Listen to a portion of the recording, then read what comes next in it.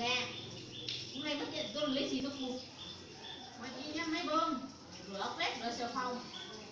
Bà tưởng đâu có mấy đứa xà phòng lấy mùi hôi. Bà tưởng gọi là cứ bán lại xong là bà tưởng đâu không tưởng đâu. Quất con đi, quét sạch sẽ đi. Có con gà là quất còn được bán. Quất cũng cái thằng lấy hết rồi, được 250 lấy hết rồi 13.000 bao.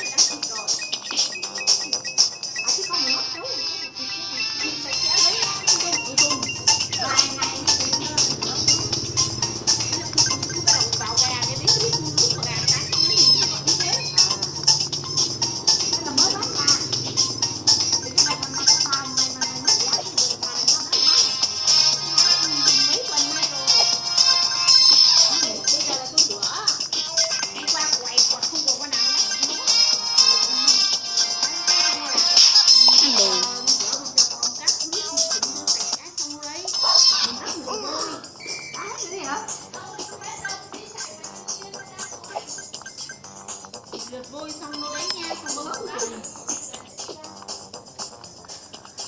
Bơm khử trùng tức là các thứ đâu đấy vào đầu mi để nửa tháng bắt đầu vào gà, nó hết mùi hôi của cái gà đi, xong bắt đầu mới vào lúc là mới.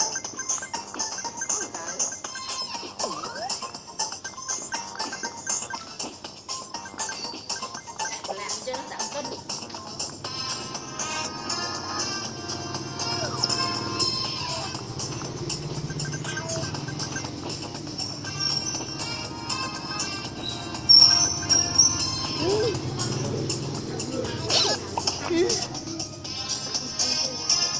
Lấy chỗ nào chị?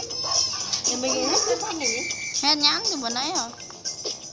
Chưa lấy cái chủ tên. Tên này.